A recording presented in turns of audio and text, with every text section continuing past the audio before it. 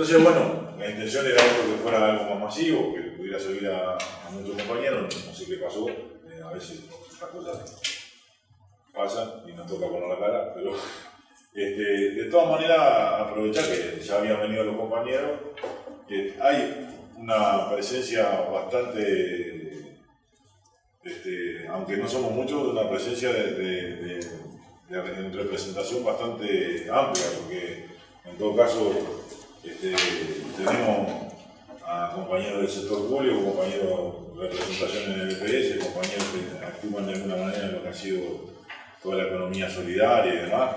Tenemos nuestra representante joven, que es la que va a estar en el panel, la academia, y Hugo Barreto no sé bien si la academia, si el gobierno, si es todo. A mí me invitaron con la camiseta de la academia. Exacto, pero puedo cambiar la camiseta hacia el ministerio. Y bueno, y tenemos a Ari que está por acá, que es el secretario internacional de la CUT de Brasil.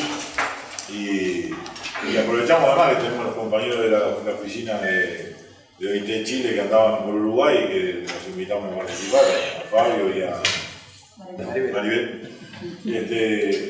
La compañera es recientemente nombrada encargada de Actrap con el sur, o sea que tomen nota. Y bueno, yo sugeriría que bueno, no sé si vos tenés alguna preferencia de orden o esto, sino de repente darle la posibilidad a dos compañeros extranjeros que den una perspectiva de cómo ven las cosas por su país. Y bueno, después las dos o tres intervenciones que teníamos previstas en Uruguay, que son tanto Hugo como Tamara. Vou falar em português, com espaço para, se alguno perder algo, me explico. Bom, primeiro é importante que tenhamos um espaço para troca de experiências e do que está ocorrendo no mundo do trabalho no Mercosul em especial, principalmente pós resultado eleitoral do Brasil e até mesmo um pouco atrás, após o golpe parlamentar, judiciário que sofremos no Brasil, e está num espaço que ainda resta democracia no âmbito do Mercosul, é algo que certamente nos traz um certo grau de esperança, ao mesmo tempo também de preocupação, dado que vivemos um ambiente bastante desfavorável. Estar próximo do ministro do Trabalho, depois de uma semana em que no Brasil se anuncia o fim do Ministério do Trabalho, e aqui o Ministério do Trabalho também cuida da Seguridade Social, e que também no Brasil a Seguridade Social caminha para sua plena, se não destruição, pelo menos pela sua mercantilização, pelo processo de entrega da Seguridade Social para o mercado financeiro.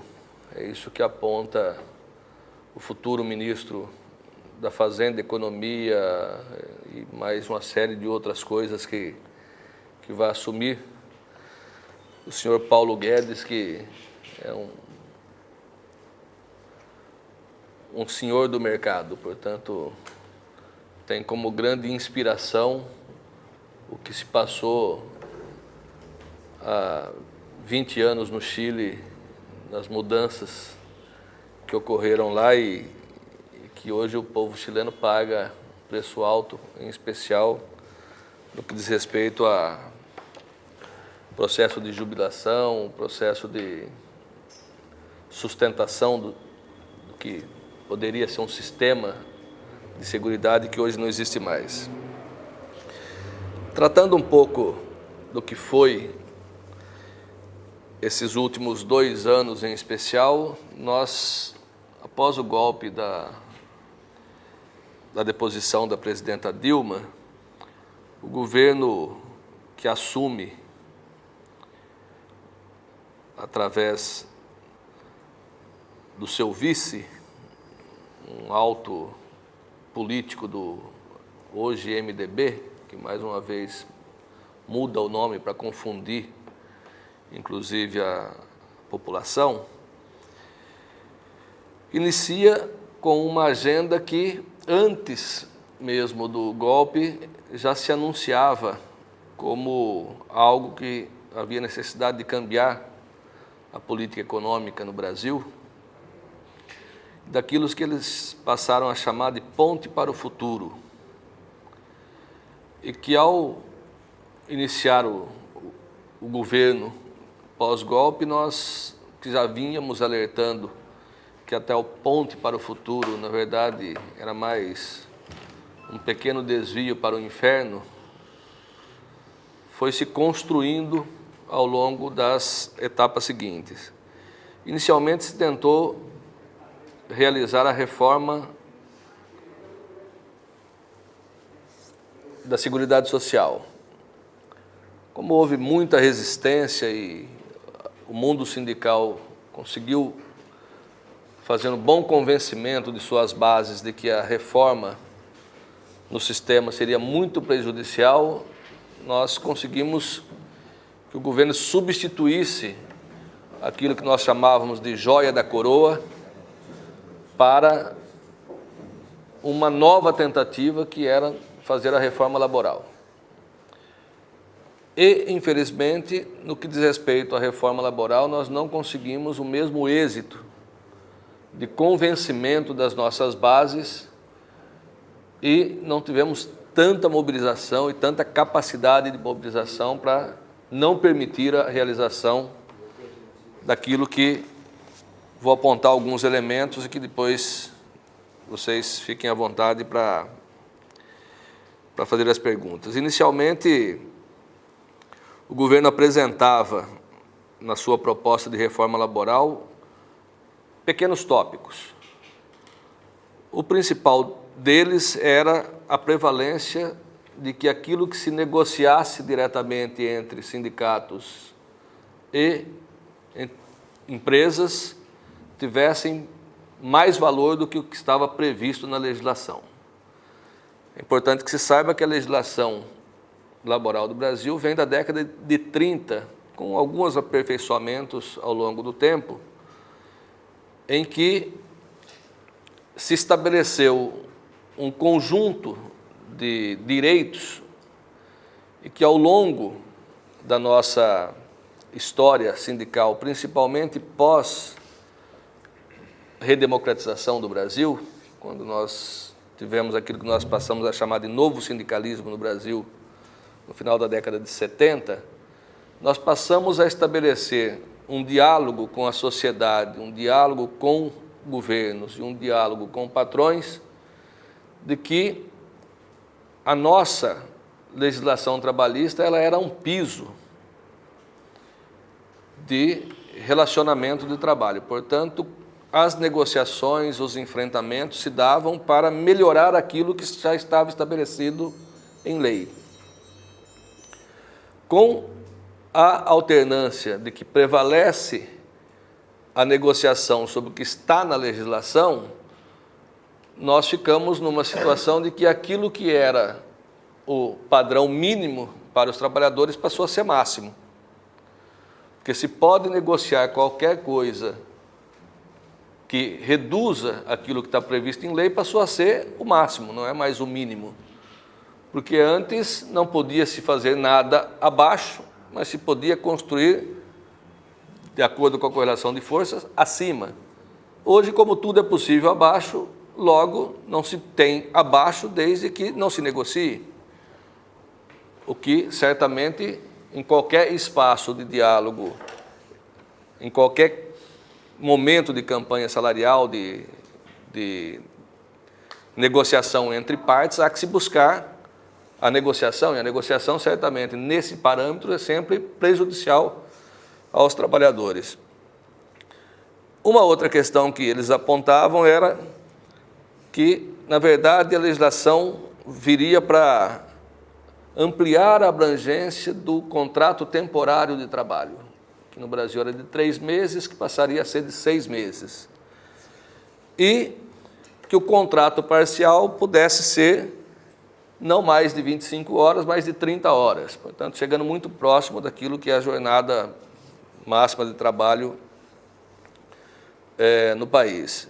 E a criação da figura do representante por local de trabalho não mais vinculado à estrutura sindical, com a clara intenção de já começar a fazer uma transição da negociação direto de patrão e empregado através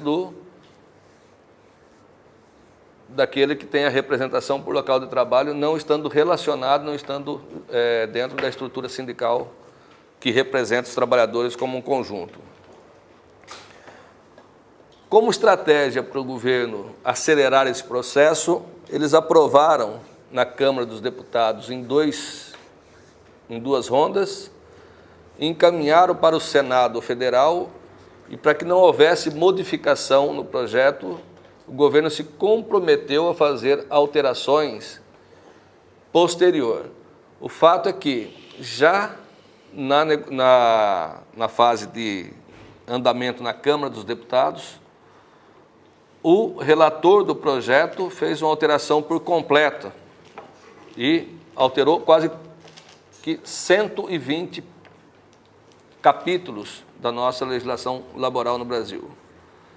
E criou-se das mais variadas novas formas de contratação, desde a jornada intermitente, que até então não existia essa figura no Brasil, para que vocês possam compreender um pouco melhor, uma relação de trabalho que ultrapassasse 2 dias por semana gerava um vínculo trabalhista e que o trabalhador poderia recorrer à justiça para reconhecer como não um trabalho temporário, não como um trabalho excepcional, e que a relação de trabalho estava garantida e ao trabalhador todos os direitos estavam preservados. Com a criação dessa nova formulação, que é algo que para nós era muito difícil imaginar que isso chegasse com a rapidez que chegou, hoje é possível ter um contrato de trabalho sem nenhuma hora de contratação. Se contrata o trabalhador e chama-se quando necessitar. Era muito comum na rede hoteleira esse tipo de contrato esporádico, com todas as infrações de lei que se possa ter, e agora passou a ser legalizado. Que tem um problema, mais do que só o baixo salário, que acaba tendo uma remuneração inferior ao salário mínimo nacional, porque não tem a contratação por uma jornada de trabalho mínima, que o trabalhador, para ter vínculo com a Seguridade Social, ele precisa complementar aquilo que falta para que o mínimo seja alcançado de contribuição.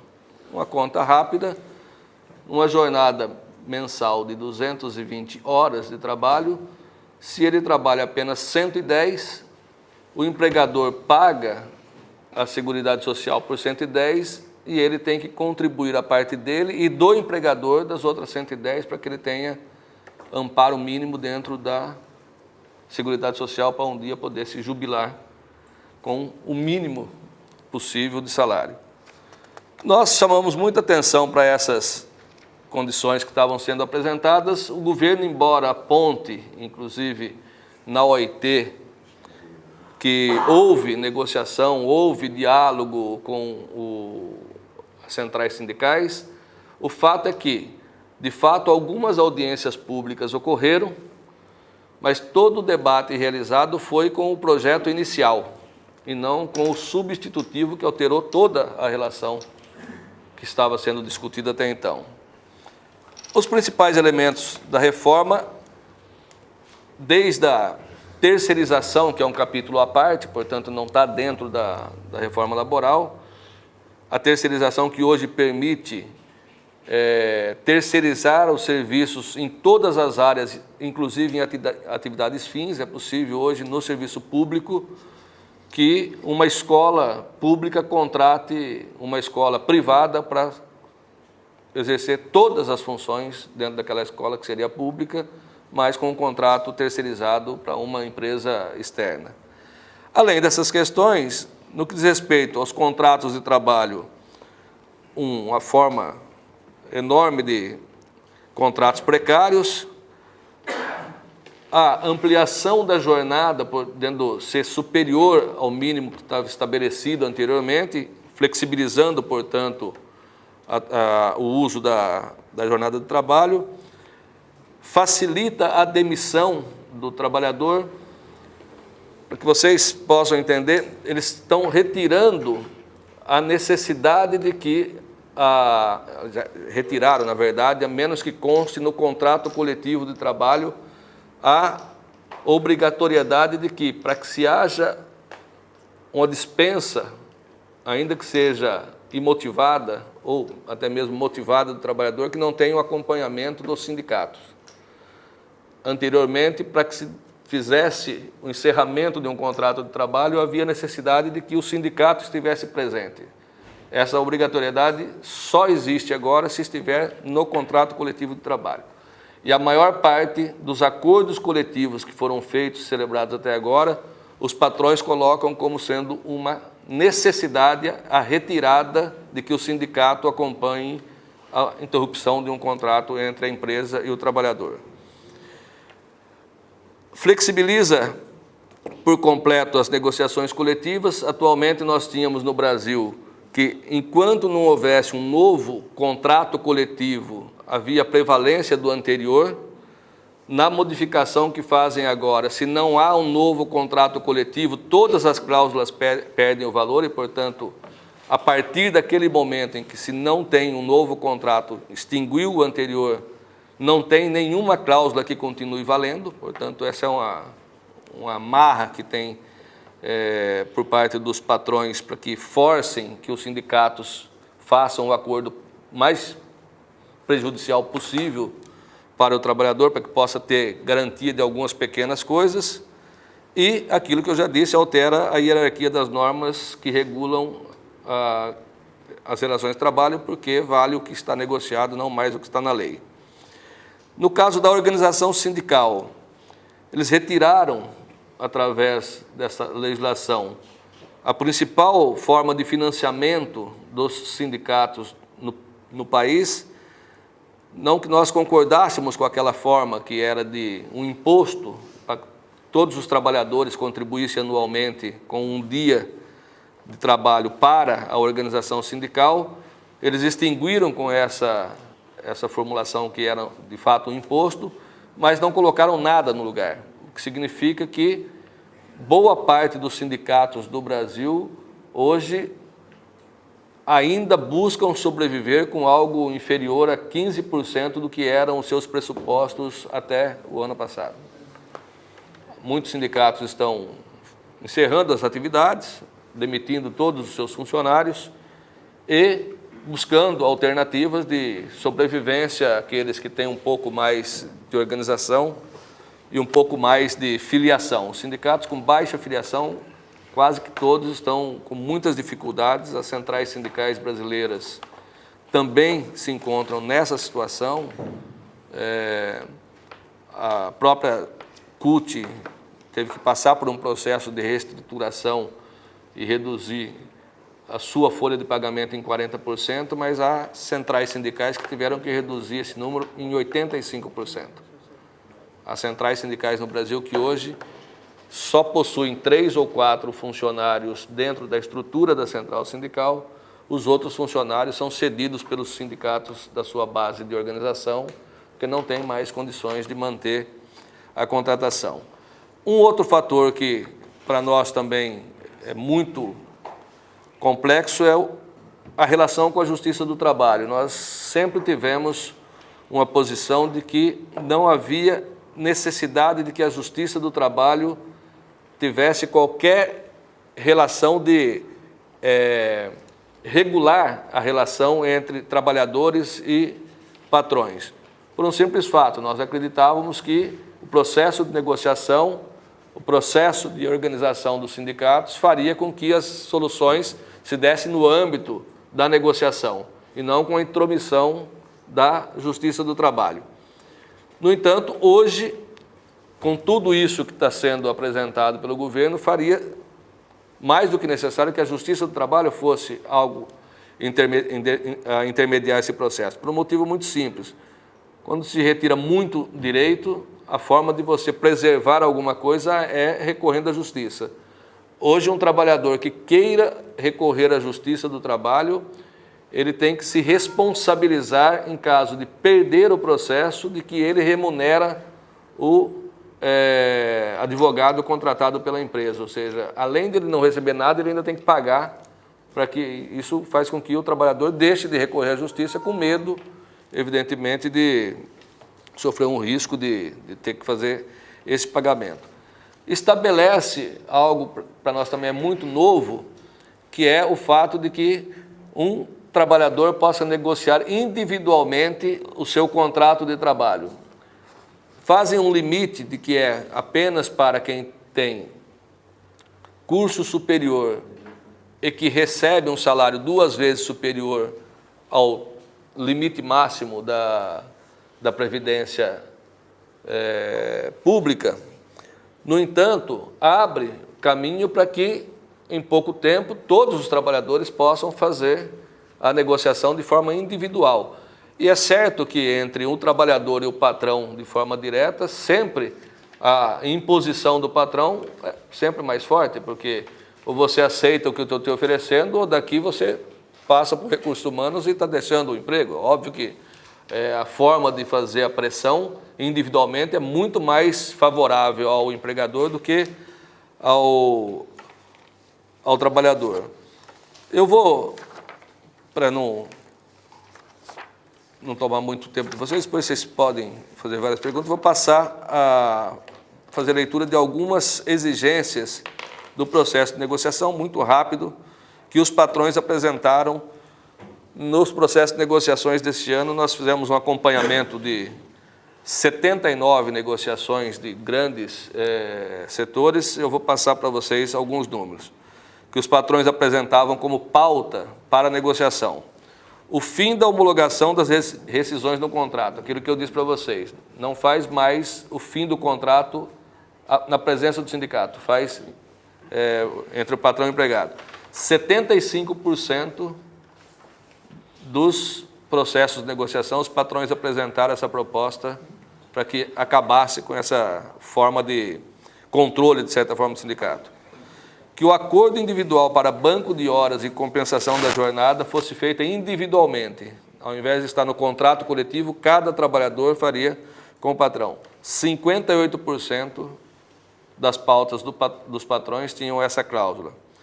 Estabelecimento da jornada 12 por 36, que é estabelecer uma jornada muito maior do que se tem hoje, 45%. Parcelamento das férias em 3 vezes, até hoje era permitido apenas em 2. Em 40% das pautas de reivindicações, isso aparecia. Redução dos intervalos entre jornada, para reduzir em até para meia hora, para que vocês possam ter uma ideia, jornadas de 6 horas de trabalho, o tempo para que se possa fazer as refeições. 36% apresentaram isso na pauta. E a prevalência de que o negociado vale sobre a legislação em 35% dos casos. Contrato intermitente, 31%, e prestação de serviços através de terceirização, 28%. Aquilo que os sindicatos apresentavam como sendo cláusulas para a negociação. 35% efetivamente a questão do reajuste salarial, porque alguns não apresentavam porque tinha negociações de anos anteriores prevalecendo. Manutenção do contrato coletivo do trabalho do ano anterior, 25%, e a manutenção das homologações do sindicato, apenas 11% dos sindicatos apresentavam isso, evidentemente, dentro de uma situação muito difícil de estabelecer essas questões. Resultado de todo esse processo, para que vocês também possam pensar um pouco. Quais foram os desfechos no primeiro semestre desse ano das negociações entre as categorias que estiveram em campanha salarial? Fizeram um acordo a partir de negociação. Só 53% dos processos de negociação tiveram acordo através da negociação. 27% não houve finalização da negociação. Tiveram que apelar para uma arbitragem externa. E 5% apenas conseguiram firmar um acordo após greve e paralisações. Então, nós estamos falando de que mais da metade conseguiram fazer, apenas 53%, mas temos 47% dos processos de negociação que não chegaram a um acordo através do processo de negociação por um motivo muito simples. O empresariado, a partir do momento em que cai todas as regras do contrato coletivo, ele deixa de ter interesse em fechar a negociação, porque, a partir dali, a correlação de forças acaba ficando muito favorável a ele, porque todas as cláusulas anteriores deixam de existir e passa-se a um novo processo de negociação, começando do zero, para qualquer cláusula que possa vir a se apresentar. Ou seja, aí tem uma série de estudos, só em 58% dos casos desses 50% que fecharam o contrato coletivo é que nenhuma cláusula foi excluída, ou seja, só 25% das categorias que fizeram negociação no primeiro semestre desse ano conseguiram manter as cláusulas que existiam no contrato coletivo de trabalho. 75% perderam alguma coisa no processo, ou seja, deixaram de ter algo que já tinha sido conquistado ao longo da sua história. E, finalizando um pouco isso, para mostrar como vai muito mal, a avaliação da negociação coletiva de 2018 em comparação a 2017, para o conjunto daqueles que foram pesquisados, 60% dizem que foi pior do que 2017, que já não foi um ano bom por conta da crise política e a crise econômica, 16% dizem que foi igual e apenas 12% disseram que conseguiram fazer uma negociação melhor do que no ano de 2017. O que, para finalizar mesmo, o que levou a esse número e a essa consequência e os impactos do que a reforma trabalhista na negociação coletiva apontaram é que 52% dos processos de negociação disseram que teve menor mobilização dos trabalhadores, efetivamente com medo de represálias que pudessem vir posteriormente, e que 38% tiveram inclusão de pontos da reforma trabalhista que prejudicaram os trabalhadores dentro do fechamento da negociação. Ou seja, aquilo que nós apontávamos como sendo um elemento muito ruim da conjuntura após o golpe no Brasil, que era uma reforma laboral e que nós já fizemos denúncias, inclusive, na própria OIT, e vamos permanecer nessa posição de continuar denunciando.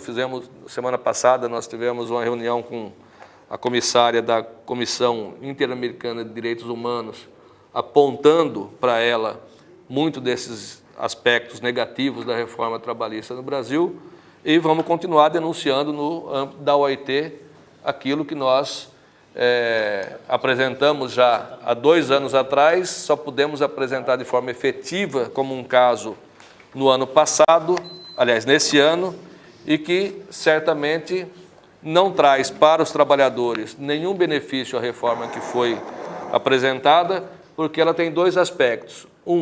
Ela fere normas e convenções internacionais da OIT e, no nosso caso específico do Mercosul, ela contraria muito daquilo que é nossa Carta Sociolaboral, que nós efetivamente construímos ao longo de uma década praticamente e que hoje é totalmente desrespeitada através dessa legislação nova que nós acabamos tendo que enfrentar e vamos continuar enfrentando. O lado Um pequeno lado positivo que nós temos sobre isso é que muitas categorias profissionais conseguiram, através das suas lutas, através de greve, manter distante da implementação de qualquer ponto da reforma trabalhista no seu contrato coletivo de trabalho através da sua mobilização.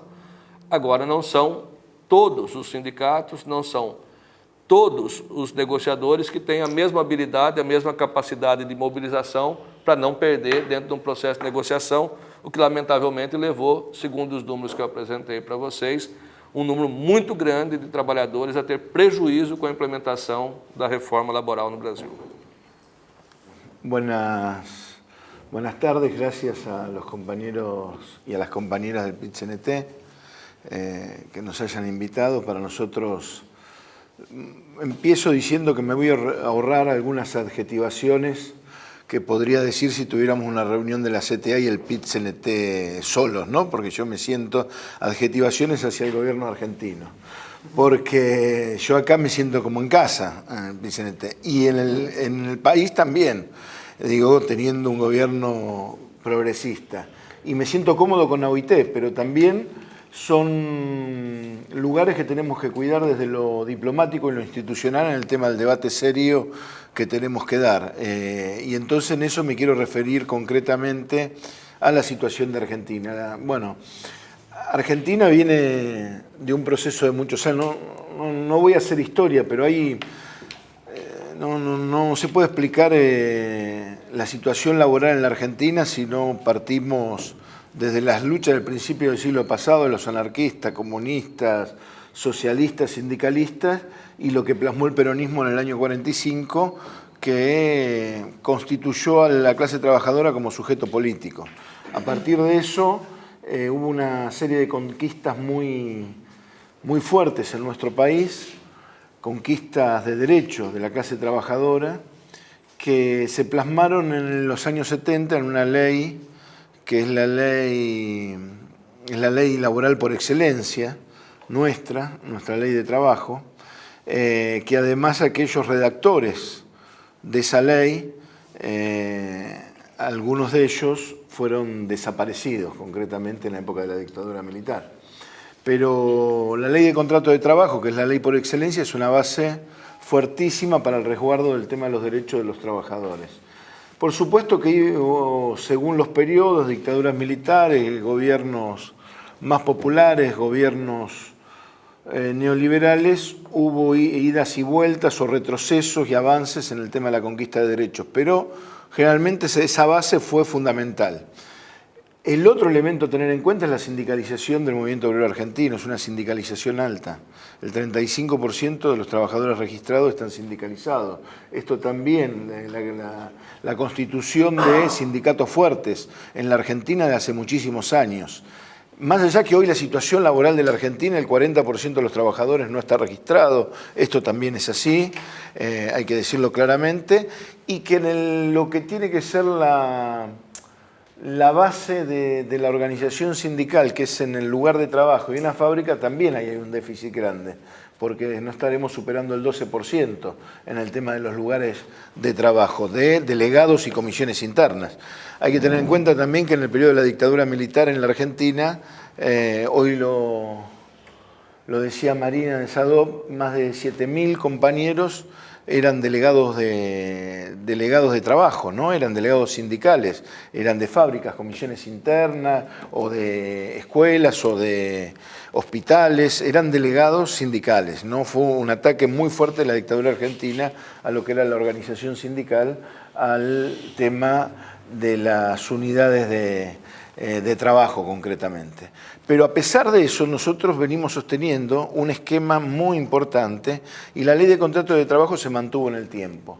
En la década del 90 se intentó llevar adelante una reforma, la flexibilización laboral, que es un poco lo que nos trae hoy, ¿no? También en la situación en que estamos. Y esa reforma, a diferencia en la Argentina de lo que hubo consenso en la década del 90 de privatización, lamentablemente, de la sociedad, de determinadas empresas del Estado, en términos de servicios públicos, que se han privatizado a pesar de la lucha de los trabajadores, con el tema del paquete de leyes laborales no hubo consenso.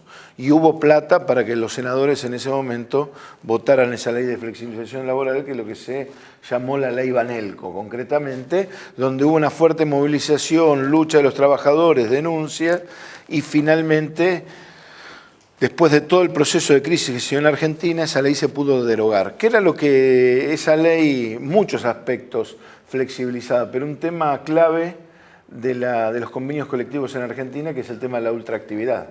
Que eso era clave, porque ahí decaían todos los convenios colectivos en ese momento, y si no había convenio colectivo, quedábamos los trabajadores librada a la voluntad de los patrones, concretamente, en cuanto al tema de las condiciones de trabajo. El tema de la ultraactividad fue un tema central.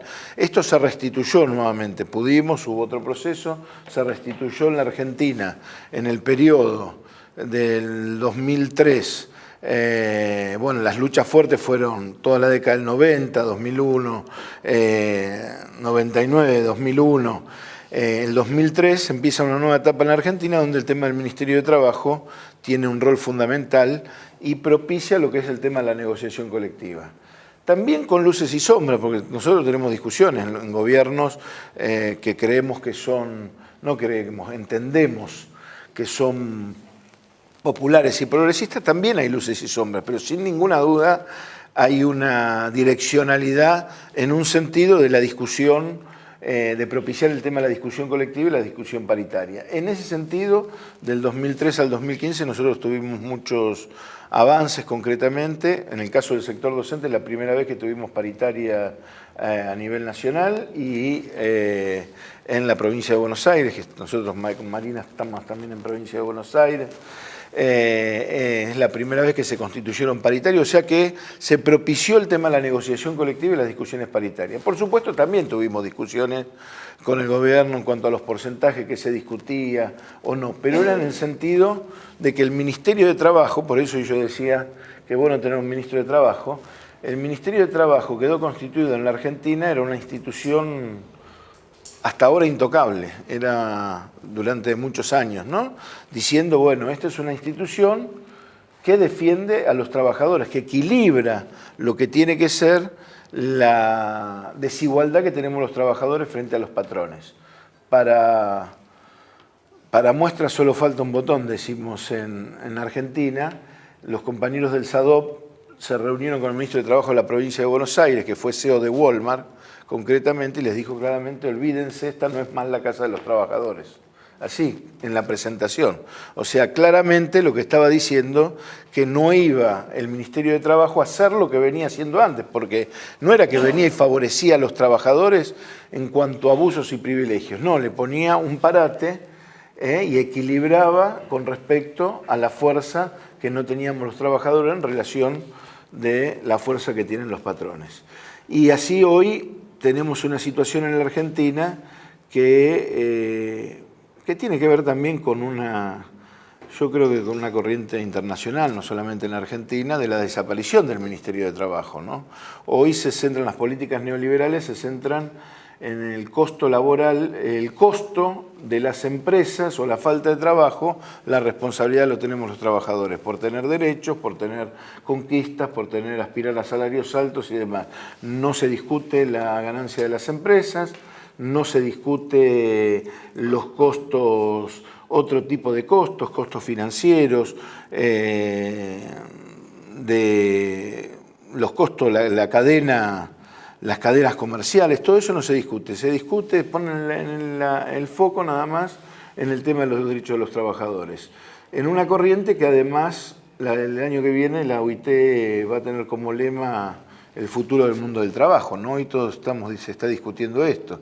Y el futuro del mundo del trabajo, a la mirada de las patronales en el mundo, y fundamentalmente un mundo donde hoy está hoy está imponiéndose fundamentalmente el capital financiero internacional, El futuro del mundo del trabajo es Uber, es Globo, son estas empresas, el emprendedurismo que se plantea en la Argentina, la iniciativa individual de que nosotros trabajadores seamos los que generamos nuestro propio trabajo y no dependamos de nada ni tengamos ni hablar de derechos, ¿no? De irnos de vacaciones, de poder acceder a enfermarnos o faltar al trabajo por alguna situación en particular.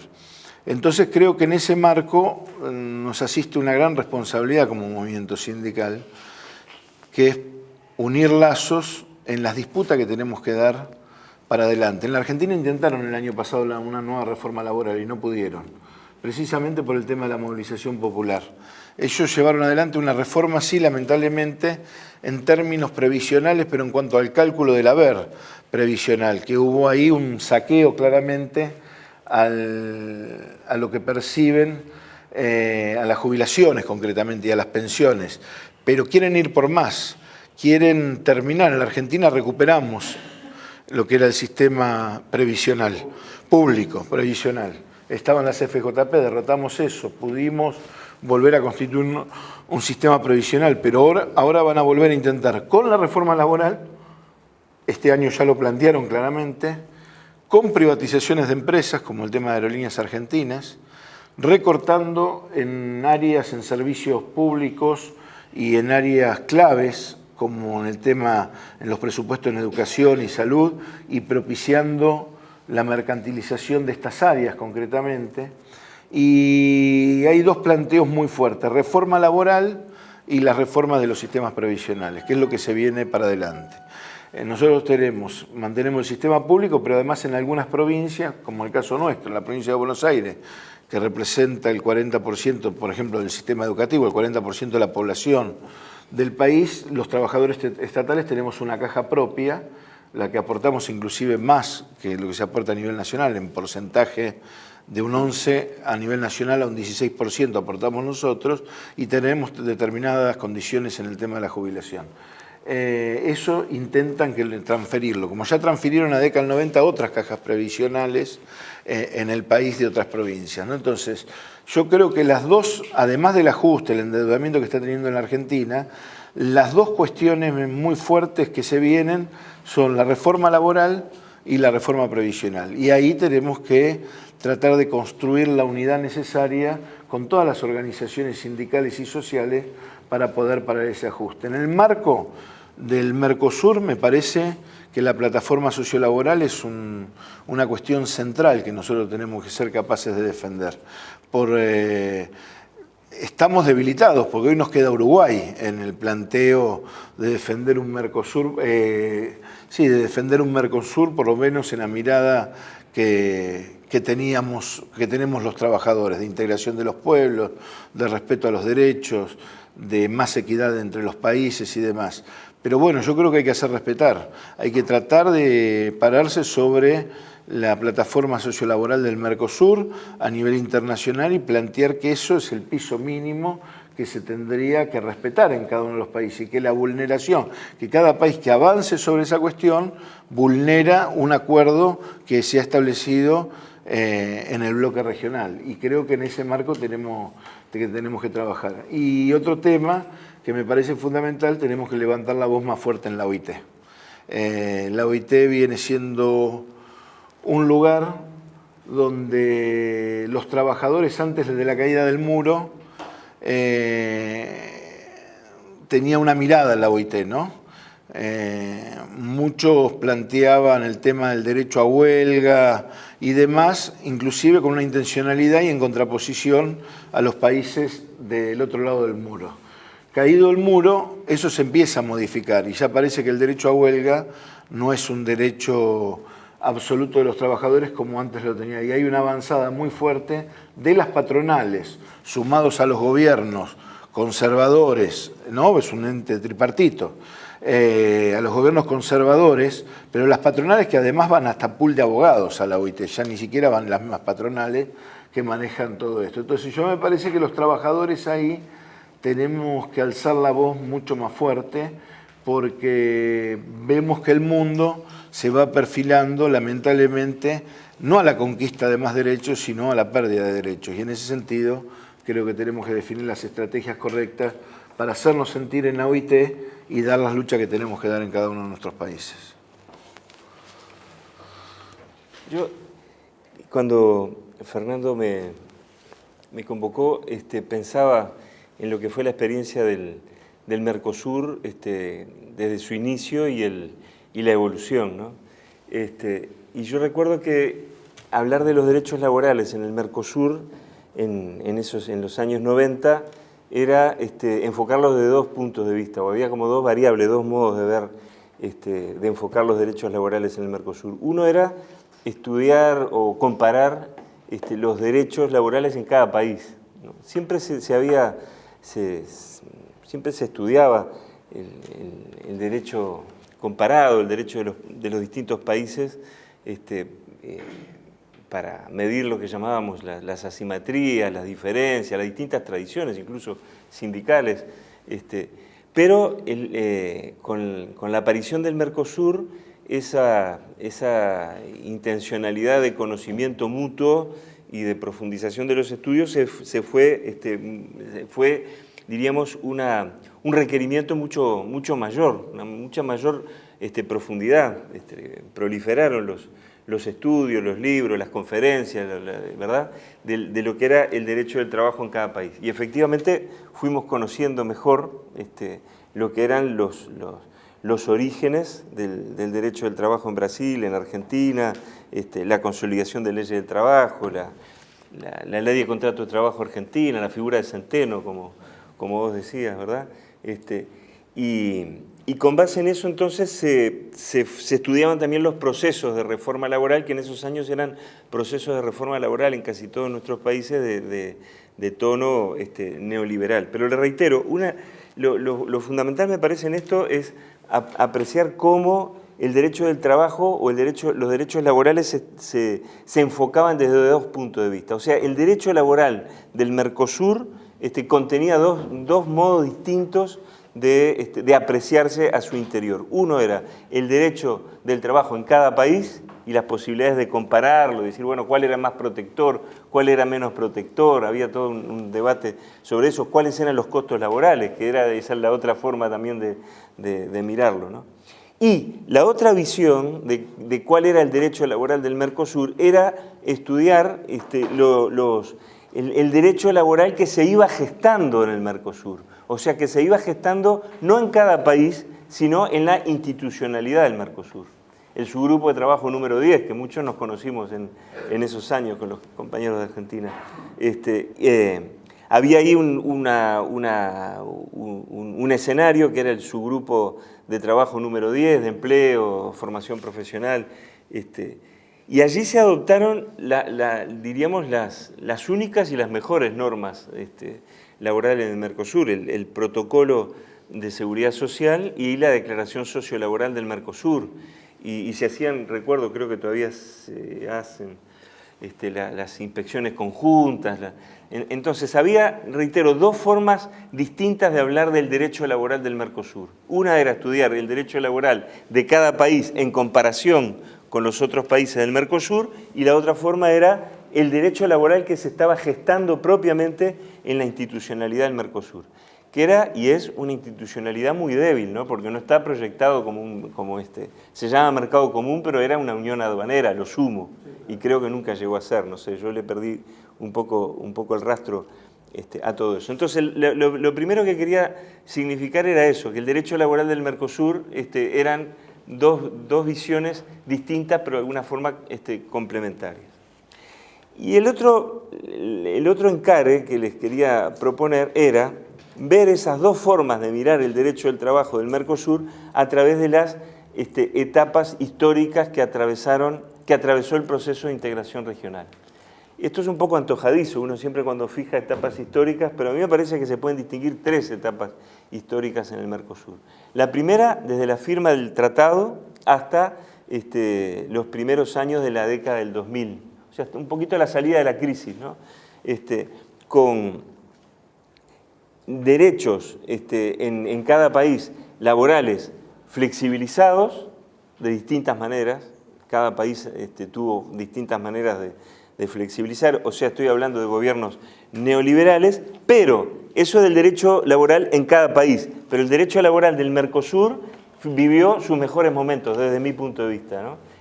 Aprobación de la declaración sociolaboral, del protocolo de seguridad social, una gran cercanía, eso también provocó entre los sindicatos. Yo recuerdo que la coordinadora de centrales sindicales existía desde antes, pero cobró muchísimo dinamismo en aquellos años.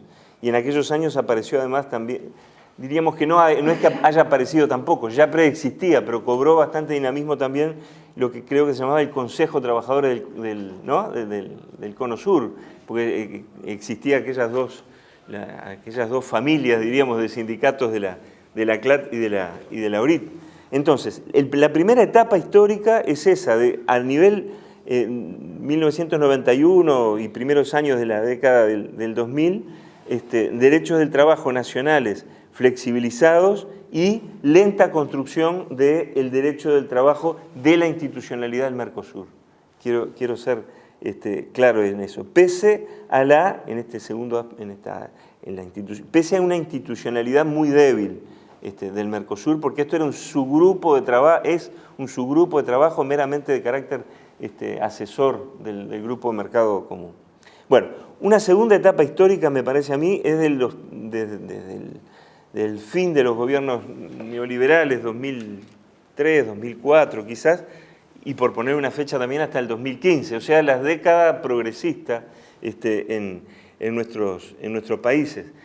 También el derecho laboral de cada país fue distinta a la evolución. Hubo países que tuvieron un fuerte impulso reformista laboral, creo que fue el caso uruguayo, con una fuerte transformación, diríamos, de derechos colectivos, de negociación colectiva, de libertad sindical, etc.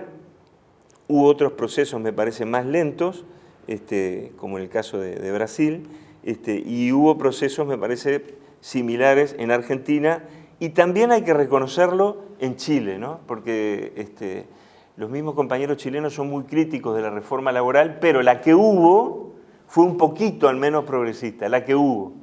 Lo poco que hubo en Brasil en esa época fue insuficiente y todo lo que digan, ¿no? Eso en el derecho laboral de cada país durante esta segunda etapa histórica. El derecho laboral de la institucionalidad del Mercosur, y eso es una cuestión que me parece que les digo muy fraternalmente a los compañeros sindicalistas, me parece que perdió el dinamismo que tuvo en la época neoliberal. Esto parece bastante contradictorio y seguramente hay explicaciones para esto, ¿verdad? Pero no conoció lo que fue una normativa como la Declaración Sociolaboral, el Protocolo de Seguridad Social, nada de eso. En la década progresista, en la institucionalidad del Mercosur, fue mucho más débil que la etapa anterior.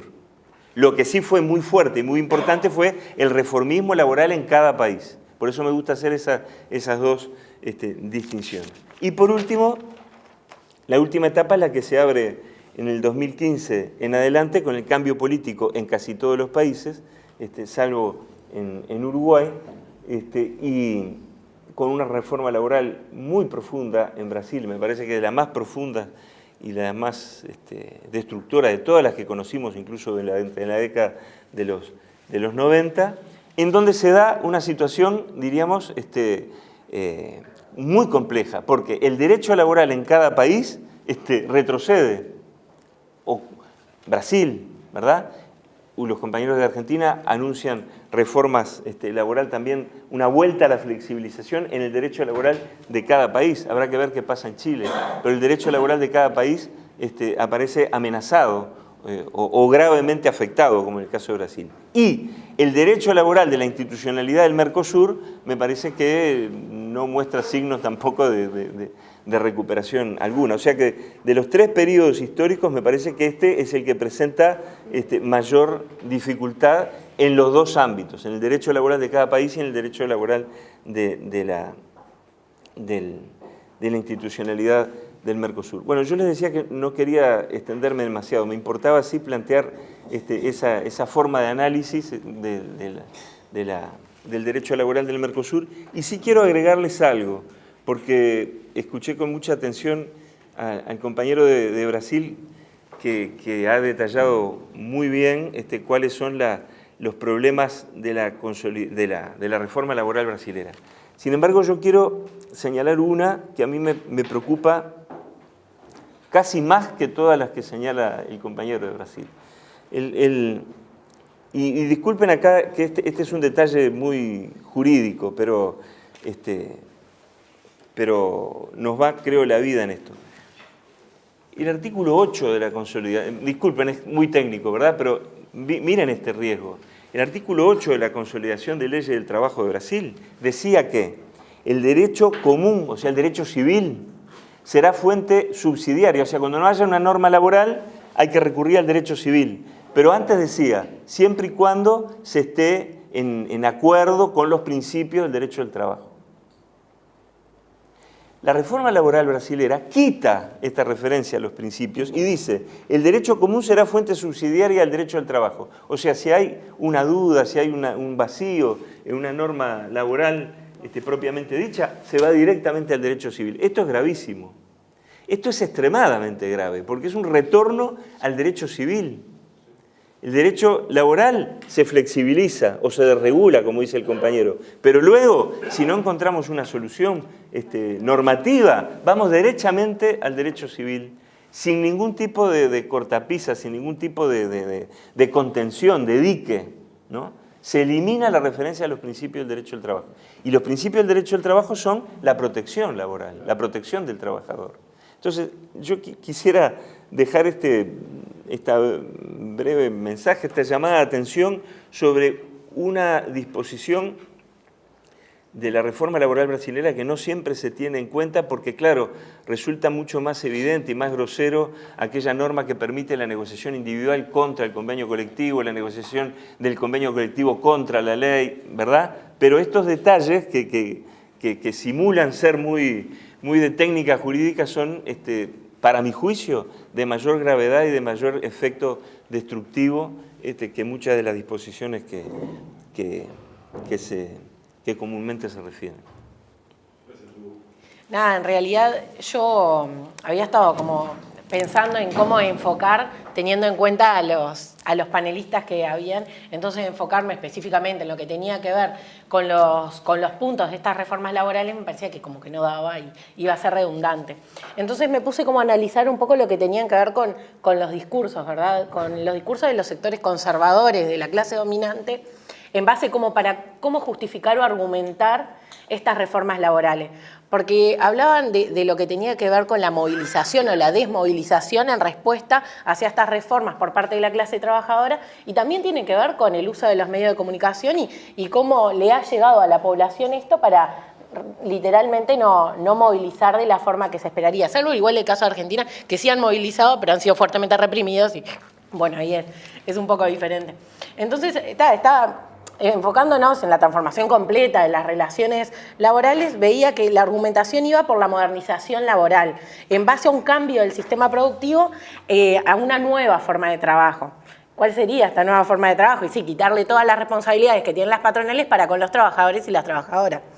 Y empecé como a ver, ¿no? El tema de los contratos que hablaban los compañeros, freelance, el autoempleo, las unipersonales, lo que tiene que ver con el teletrabajo, que es algo que no le estamos prestando capaz tanta atención, pero que desregula abundante lo que tiene que ver con los derechos laborales, hasta el punto de las horas extra. Hablamos de las 12 horas, pero no hablamos de este tipo de contrataciones, que en realidad lo que hace es que la persona siga siendo esclava, pero desde su casa. Y que además te venden de que vas a ser más libre por eso. Principalmente para quienes tenemos mayores índices de desempleo, que somos las mujeres y los jóvenes, ¿no?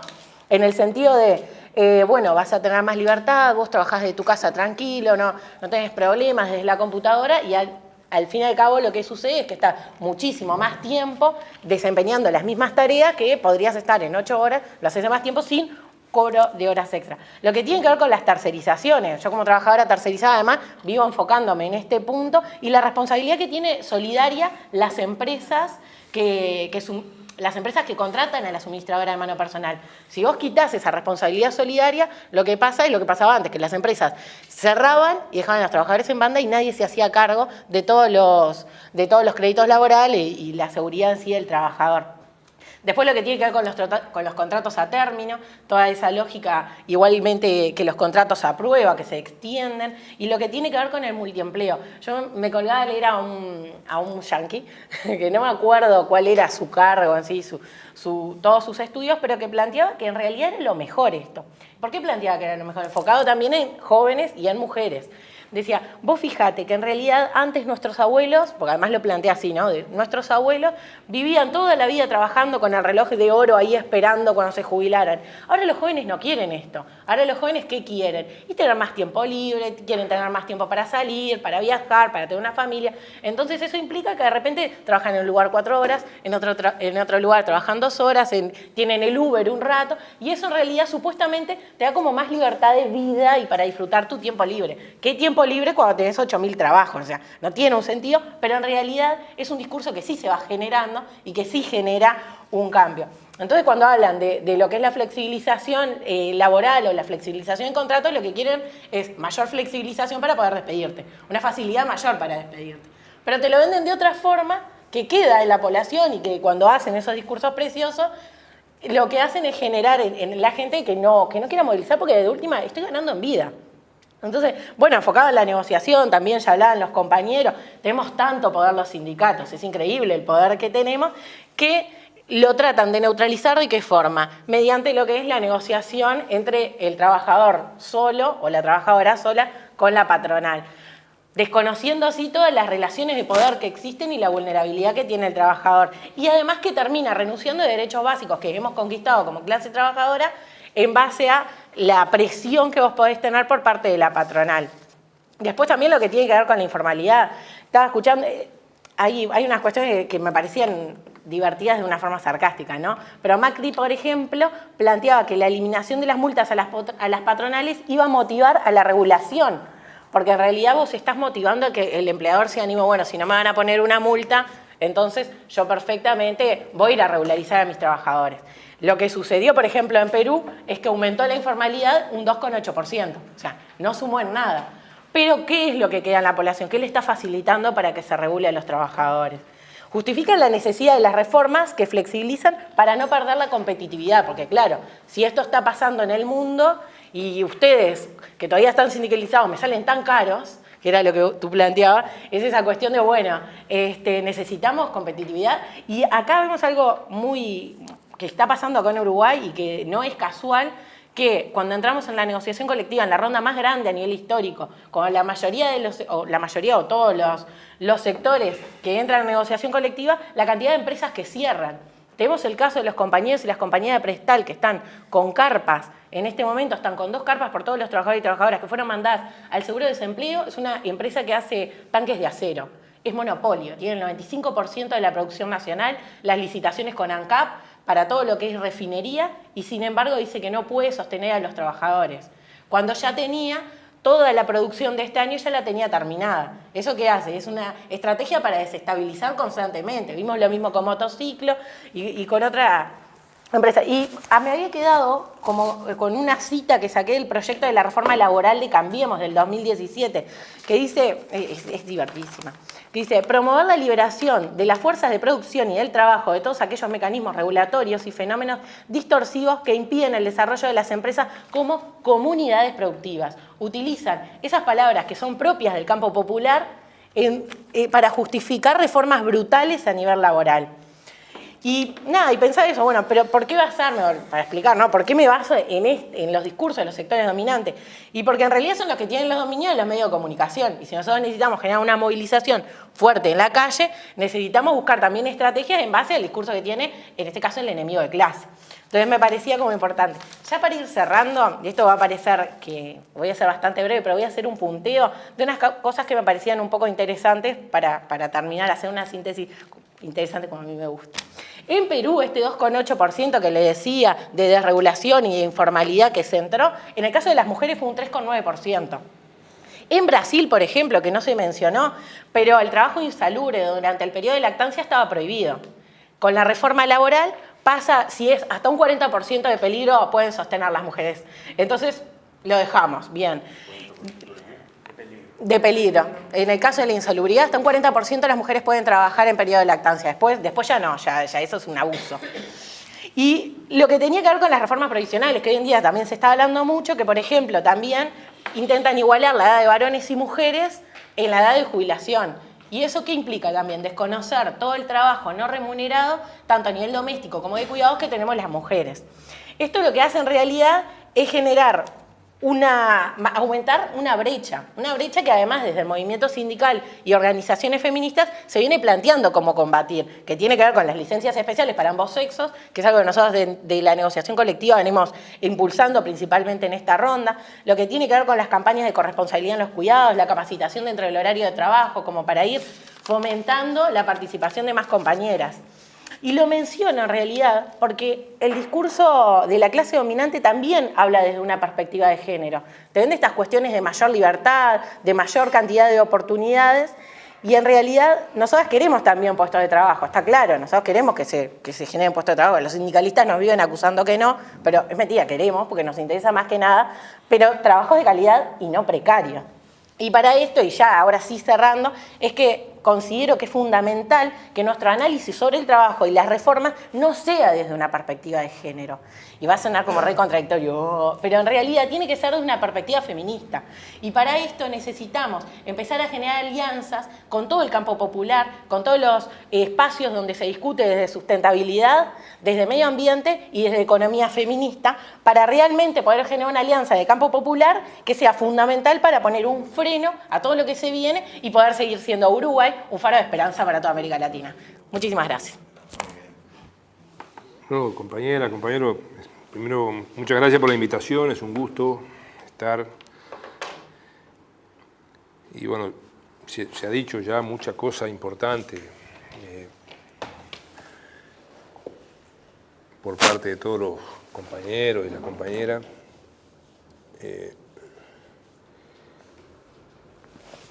A ver, yo estuve como repensando qué iba a decir.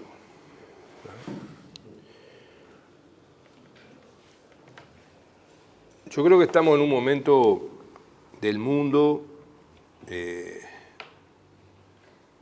muy complicado y muy peligroso. Creo que estamos en un momento donde los cambios que se están produciendo en la tecnología, en la sociedad, en el propio capitalismo, en el movimiento sindical, son cambios que favorecen, en nuestra opinión, favorecen la pérdida de derechos laborales y sociales. Y favorecen la pérdida de democracia. O sea, si yo tuviera que pensar en qué mundo estamos, diría estamos en un mundo consumista, el consumismo nos ha invadido. En Uruguay tenemos 2 celulares por habitante, somos 3,5 millones y viajan 2,5 millones afuera del país por año, y esa cifra se duplicó en 5 años, y se multiplicó por 3 la venta de autos en 10 años. Estamos en una época de inmediatismo, o sea, queremos todo ya. Estamos en una época de individualismo.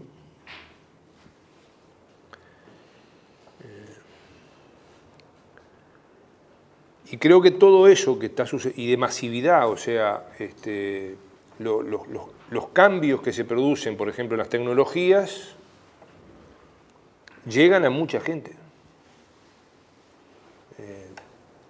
Yo me acuerdo que nosotros, por ejemplo, en el Uruguay, en el 2005, o sea, hace 10 años, 12 años, acá la derecha discutía, mirá, le dan plata a los pobres y se compran celulares. Ahora ya no se discute más esto, porque ahora todo el mundo tiene celular, también los pobres. Y yo creo que estas cosas que están pasando en este momento del mundo y en nuestras sociedades favorecen el desarrollo del peor capitalismo y son al mismo tiempo adversarios de los mejores principios nuestros, digamos, para decir de alguna manera, principios históricos nuestros. Entonces, yo creo que, esta es una opinión, ¿no? Creo que estamos en una nueva época sumamente peligrosa, porque se da como una coincidencia histórica donde determinadas cosas que están sucediendo, como los tremendos cambios tecnológicos,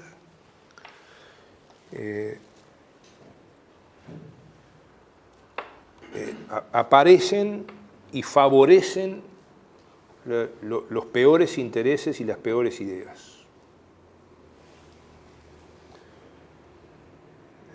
En nuestra opinión estamos en un cambio histórico, estamos en un cambio de época.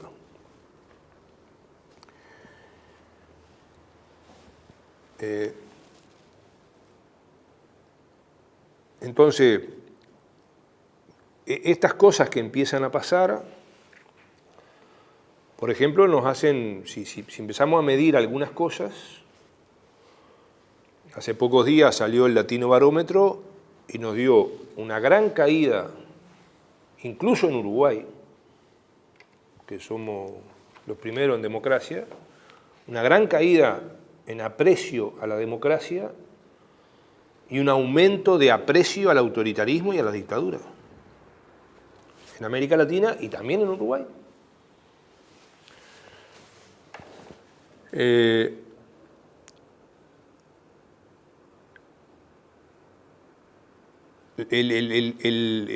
Y cuando analizamos un poco más esa información, incluso en algunas encuestas nacionales acá en nuestro país, empiezan a ver que los políticos somos casi todos malos, los sindicalistas también, y empieza a parecer que las Fuerzas Armadas son más buenas. Entonces creo que esta preocupación que nosotros tratamos de transmitir, además con las redes sociales, que yo creo que también son una estrategia, porque nos dan, nunca tuvimos tanta información y tanta información también al instante, inmediata. Si no contestamos el teléfono en 5 minutos estamos agrandados, o sea, creen que nos agrandamos y caemos en eso. Tenemos mucha información, pero esa información yo creo que nos distrae, no nos permite concentrarnos en las prioridades de las cosas fundamentales que tenemos que concentrarnos.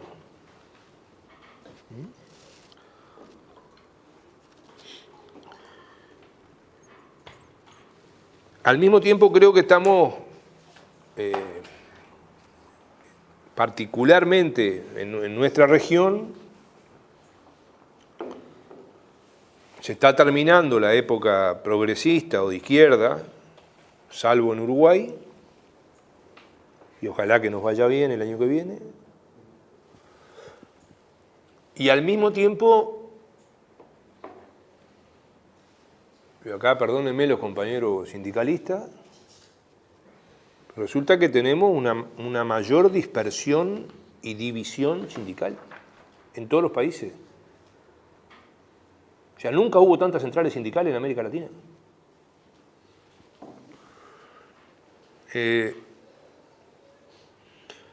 Incluso en aquellos países, por ejemplo, como Argentina y Uruguay, que tienen alta afiliación, somos los dos países de más alta afiliación, y estamos teniendo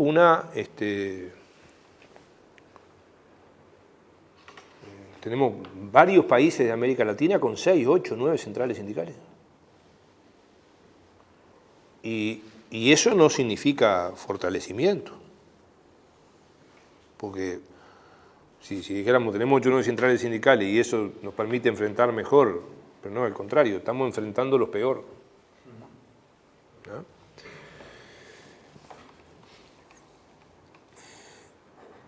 Y creo que ahí se nos presentan además algunos desafíos también en lo que tiene que ver con los organismos internacionales. Por ejemplo, compañero, para no ir más lejos, para hablar de algo que pasó hace 5 meses en la OIT, en la Conferencia Mundial de junio. El único gobierno que se opuso públicamente a la declaración que llevó el gobierno de Temer de respaldar la reforma laboral en Brasil fue el gobierno de Uruguay.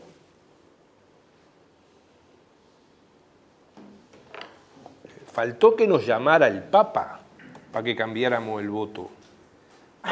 Pero después nos llamó todo el mundo. Y reitero, a nosotros no nos hace gracia ser el único gobierno que nos opusimos. Porque todavía quedan algunos otros gobiernos progresistas y de izquierda en América Latina. En el mejor de los casos nos acompañaron con el silencio. A nivel de la seguridad social, en estas horas, en la Asociación Internacional de Seguridad Social, que es una asociación mundial de seguridad social, está de candidato un coterráneo del compañero brasileño Caetano, o sea, el compañero es él, no Caetano. Y puede ser electo secretario general de la Asociación Mundial de Seguridad Social. Y es un hombre de Temer. Entonces yo creo que en este marco me parece que tenemos, en nuestra opinión, reitero, inscribir algunas cosas. Por ejemplo, en las reformas laborales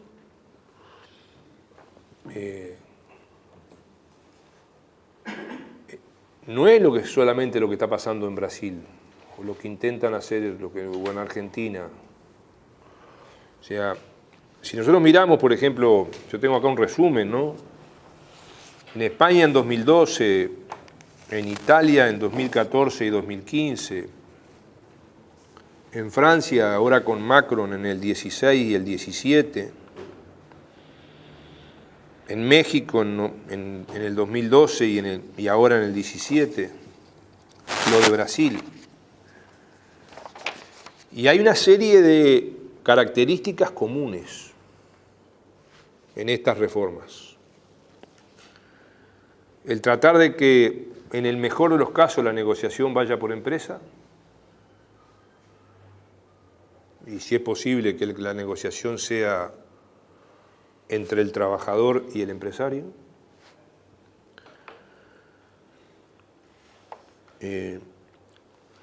Aumentar los niveles de contratación precaria, temporal, flexibilizar los despidos.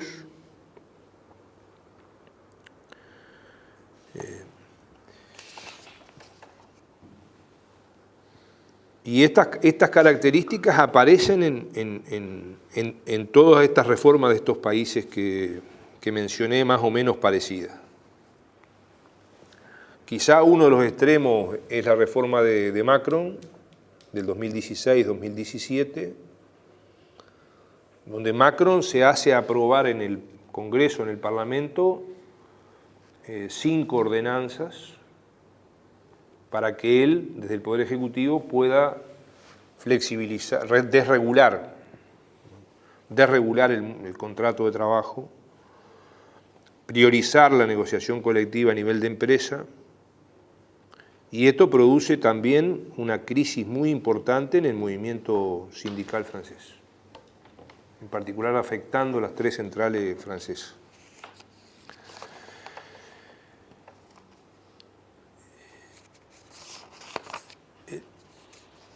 El otro tema que me parece importante es que este proceso creo que es un proceso fundamentalmente de cambio ideológico que nos está penetrando.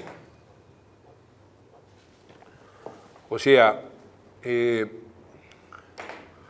cuando ellos potencian el individualismo, el consumismo, el inmediatismo, el somos todos iguales, eso nos está penetrando. Nos está penetrando incluso a quienes nos consideramos de izquierda, progresista, pro derechos laborales y sociales, y con acciones muy concretas. O sea, este ejemplo que yo ponía de lo que pasó hace 5 meses en la conferencia de la OIT. La eliminación del Ministerio de Trabajo en la Argentina. Previamente en la Argentina, también en otros países, se viene trasladando la seguridad social o la previdencia social a los ministerios de Hacienda.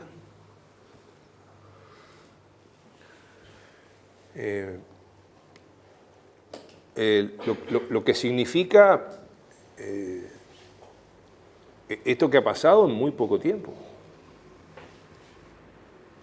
De sacar el Ministerio de Trabajo en Argentina y anunciar que se sale el Ministerio de Trabajo en Brasil, y todavía Bolsonaro dice, no sé ni qué voy a hacer con eso.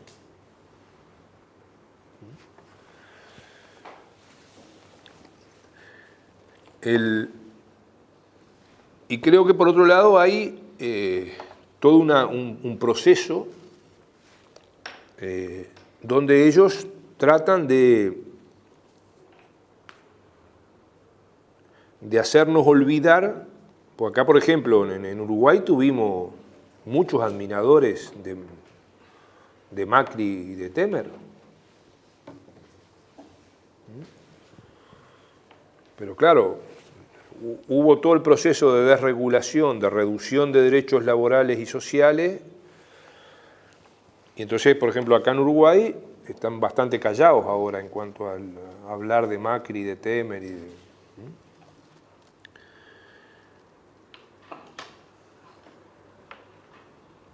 Y a su vez hay toda una campaña que hacen en las redes sociales y en los medios de comunicación.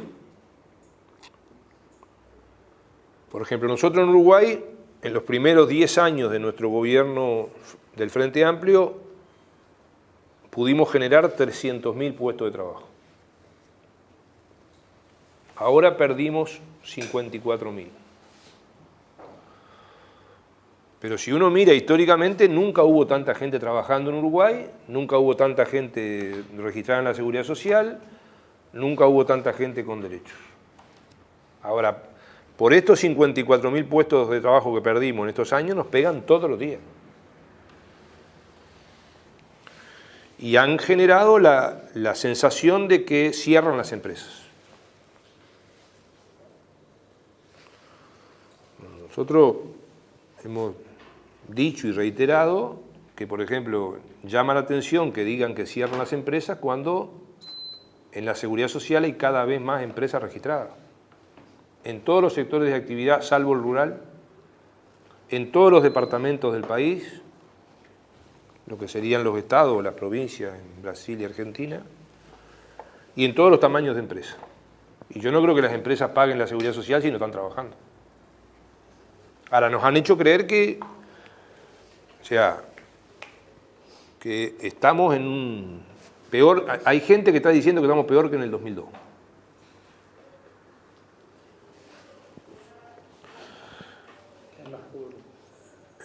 Sí.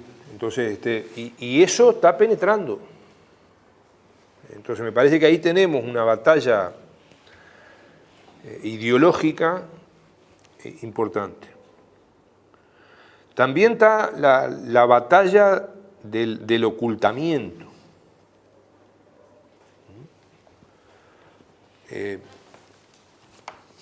Yo justo mañana tengo que hacer una presentación en Buenos Aires y estuve sacando algunos datos de la revisión en el mundo de la privatización de la seguridad social.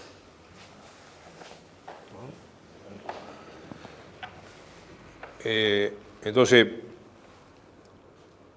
y eso lo hicimos fundamentalmente durante los periodos de gobiernos progresistas.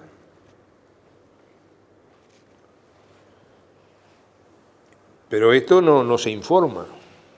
O sea, entre 1981 con Chile y Pinochet y el 2014, 30 países de América Latina y fundamentalmente de Europa Oriental y Europa exsoviética o Asia soviética, privatizaron total o parcialmente sus regímenes de jubilaciones y pensiones. 30 países en esos años. 14 en América Latina y 14 en Europa Oriental y exsoviético y 2 en África. Pero ahora, 18 países han revertido los procesos de privatización.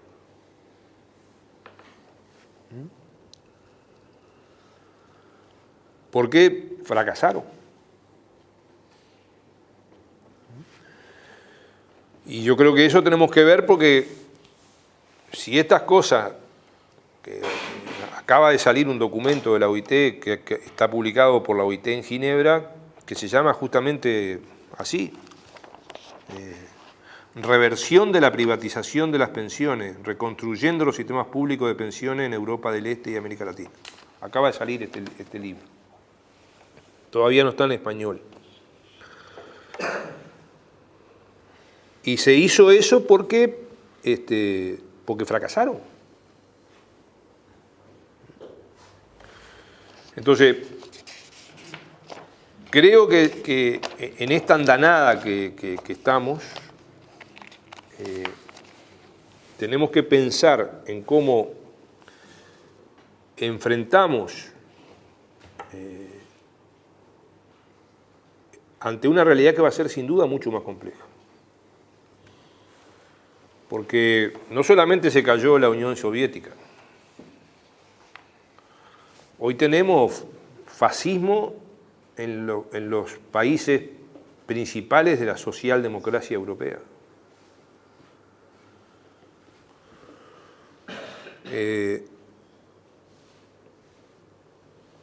Y tenemos que el proceso que tuvimos en América Latina de gobierno progresista y de izquierda se está reduciendo sensiblemente. Perdimos en Chile, perdimos en Argentina, perdimos en Brasil, Colombia nunca tuvimos, pero estamos peor.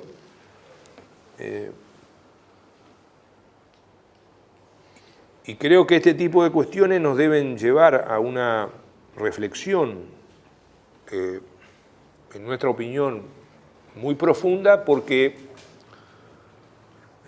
paralelamente a los movimientos populares, de izquierda, progresista, al movimiento sindical,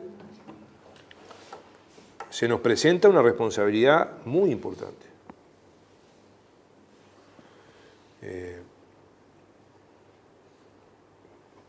Yo creo que tenemos una serie de fortalezas, digamos, como es esta reunión, por ejemplo, que es de poca gente pero muy representativa. Pero creo que tenemos que ver cómo hacemos las alianzas nacionales e internacionales para poder encarar este desafío. Porque creo que estamos en una coyuntura realmente muy compleja. El compañero Maradel hablaba de la OIT, por ejemplo, el año que viene se festejan los 100 años de la OIT. Y yo creo que a la OIT tenemos que ponerle más dientes para que muerda un poco más algunas cosas. Entonces, Pero me parece que tenemos que ver cómo a partir de estas instancias generamos alianzas nacionales e internacionales que nos permitan enfrentar estos procesos. Porque lo que está claro, a nosotros nos pasó acá, dentro del gobierno y dentro de la izquierda, en Uruguay. Los últimos días discutiendo a ver si lo de Dilma había sido golpe, medio golpe, golpe jurídico, golpe coso. Los últimos días discutiendo eso. Mientras discutimos eso, borraron los derechos laborales y sociales en Brasil. Entonces, nos entretuvieron discutiendo eso.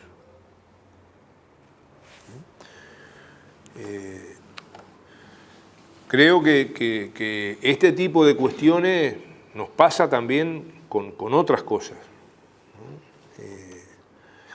¿no? Creo que tenemos que ver cómo valoramos los avances que tuvimos en la década progresista en América Latina, que hubieron avances notables,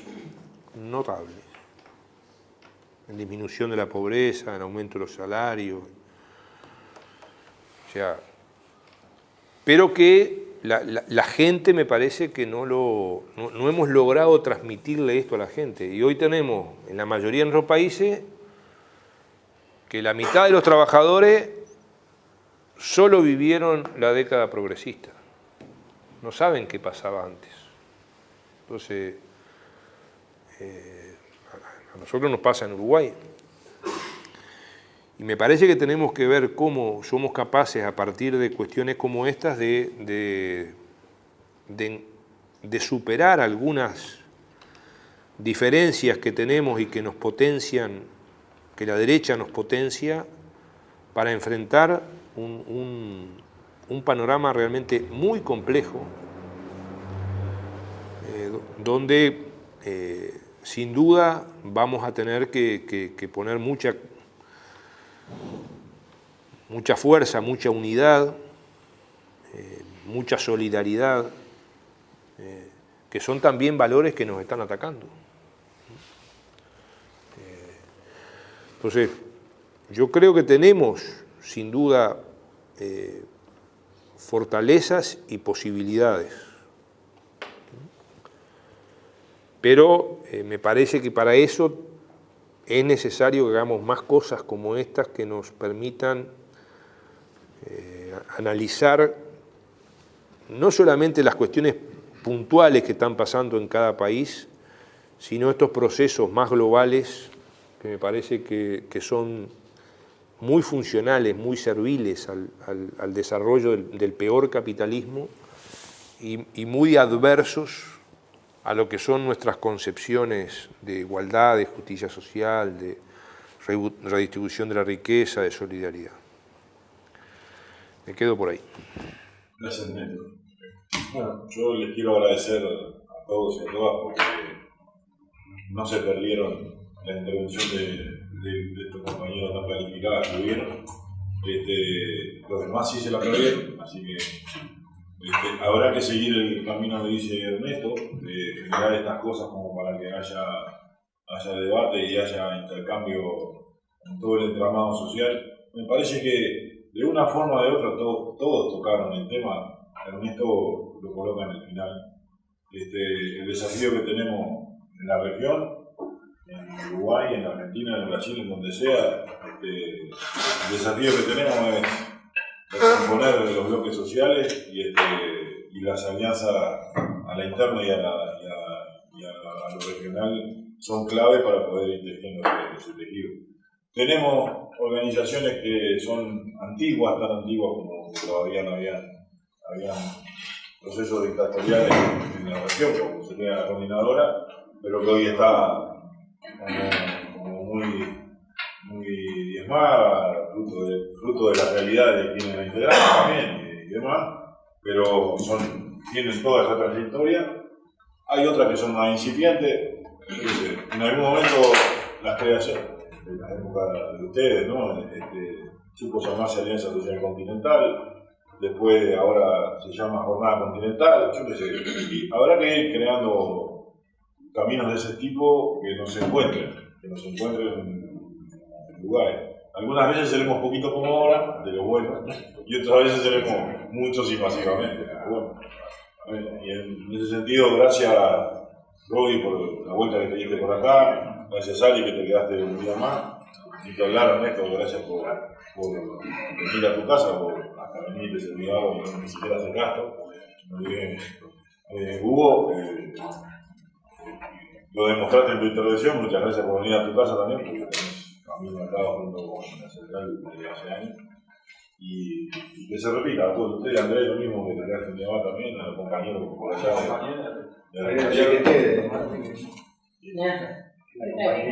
Tamara tiene que, ella también sumarse conmigo al agradecimiento a todos. Sí, claro. Ella es anfitriona también.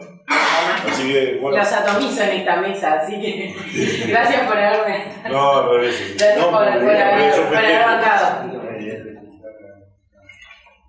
Sí, Maribel, si querés, aprovechando la oportunidad y ya sobre el cierre, si querés, que te conozcan, presentarte y No, muchas gracias, de verdad que para mí esta reflexión es música para mis oídos, ¿verdad? Bueno, soy Maribel Batista Matos, vengo de la República Dominicana y de trabajar con las centrales sindicales, la República Dominicana, Haití, Centroamérica y toda esa zona, y recién estoy iniciando mis actividades como especialista de actividades con los trabajadores para el Cono Sur, con asiento en Santiago de Chile, pero para atender estos 5 países: Argentina, Brasil, Chile, Uruguay, Paraguay y Uruguay, un orden alfabético.